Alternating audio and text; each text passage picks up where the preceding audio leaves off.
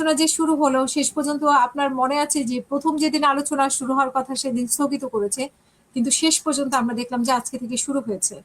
তো মাঝখানে স্থগিত থেকে কিভাবে আবার এই জোড়া লেগে আবার আলোচনায় যেতে গেলেন, আবার সেখানে পাকিস্তানের প্রতিনিধিও আছে। আলোচনায় কি হতে পারে বলে আপনি মনে করেন, কোন সিদ্ধান্ত কিসের? আলোচনাটা ধন্যবাদ আসলে আপা। আলোচনা দুটো দেশ খুব চেষ্টা করছে আলোচনায় বসানোর জন্য। একটি হলো পাকিস্তান, একটি হলো কাতার। এবং পাকিস্তানের প্রধানমন্ত্রী শাহবাজ শরীফ এবং পাকিস্তানের সেনাপ্রধান ফিল্ড মার্শাল ওসিম মুনির অলরেডি বোধহয় এর মধ্যে পৌঁছে গেছেন সুইজারল্যান্ডে। এবং যে রিসর্টে বসছে সেখানকার একটা লেক রিসর্ট, এটার নাম দিয়েছে লেক লুসিয়ান সামিট। একটা দিয়েছে যেখানে আলোচনা হবে, সেখানে কি বলে এটাকে ব্যানার দিয়েছে, ব্যানারের মধ্যে লেখা আছে লেক লুসিয়ান সামিট। এটার হুম হুম নামটা আর কি, লেকের রিসর্টটা। সেই হুম জন্য এখানে সামিটটা আলোচনা শুরু হয়ে গেছে। পাকিস্তানি প্রতিনিধিরা পৌঁছার আগেই অলরেডি ওয়েস্টার্ন রিপ্রেজেন্টেটিভরা আছে এখানে ট্রাম্পের হুম পক্ষ থেকে। আর আলোচনার সূত্রপাত করেছেন আব্বাস আরাকচি এবং বাগের গালিবাবু এখানে আছেন হুম প্রতিনিধিরা। ইরান তার শক্ত টিম নিয়ে গেছে, কূটনৈতিক খেলা হুম খেলতে গেছে।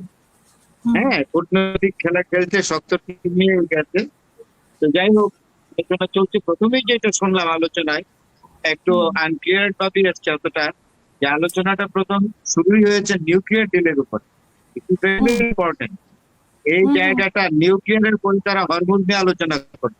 হরমুজ নিয়ে আলোচনা করবে এই জন্য যে ডোনাল্ড ট্রাম্প প্রতিবারই বলে যুদ্ধ শেষ, এখন হরমুজ খুলে দিবে।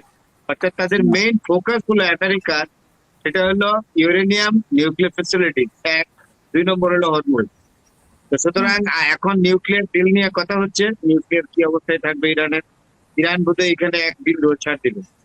আর হুম হরমুজ দিয়ে তারা বলছে যে যে ইরানের যে মতামতটা সেটা হলো আমেরিকা অন্যান্য দেশের মতোই তাদের ভেসেল গুলো এখান দিয়ে নিয়ে যেতে পারবে, হরমুজ দিয়ে নিয়ে যেতে পারবে, তবে হরমুজের ম্যানেজমেন্টে ইরানের কোনো পার্টিসিপেশন থাকবে না।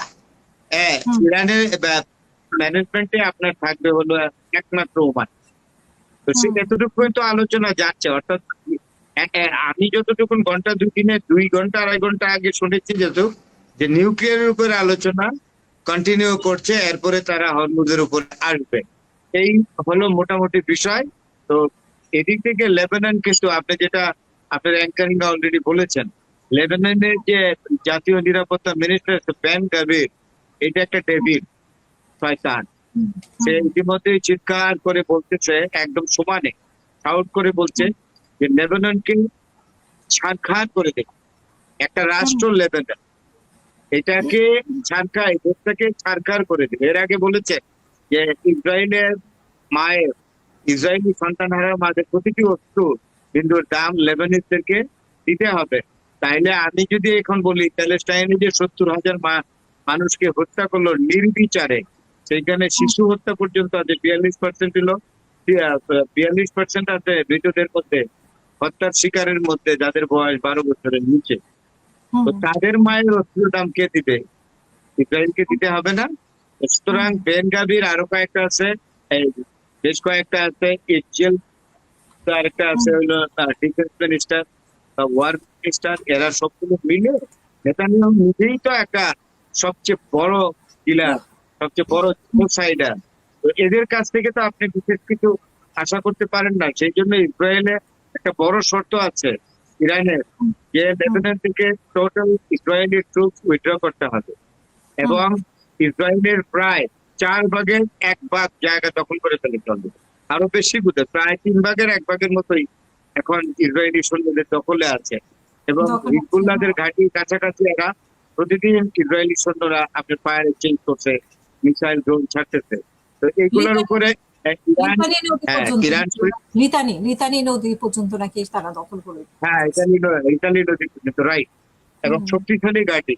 সুতরাং বলছে, ইরান পরিষ্কার ভাবে বলেছে যে এন্টায়ার ট্রুপসকে লেবাননের মাটি থেকে প্রত্যাহার করে নিতে হবে এবং যে জায়গা দখল করে রাখছে সবটা ছাড়তে হবে। তো এই জায়গাতে এখন ডোনাল্ড ট্রাম্প একটা আজকে না কালকে বোধহয় একটা স্ট্যাটাস দিয়ে বলেছে যে আমি নেতানিয়াহুকে নিয়ন্ত্রণ করি। তাইলে আমি এখন হুম প্রশ্ন করি, ডোনাল্ড হুম ট্রাম্প আপনি নিজেই বলেছেন আপনি নেতানিয়াহুকে কন্ট্রোল করেন, তাইলে নেতানিয়াহু তো আপনার একটা কথাও শুনছেন না। যে তাইলে আপনার এই বক্তব্যের আসলে সারবত্তা কি? কিছুই না।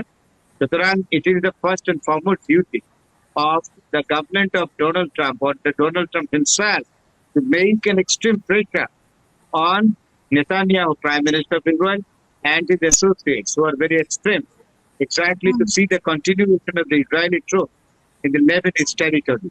এটা না হলে চুক্তি কিন্তু আসলে সাকসেসফুল হবে না।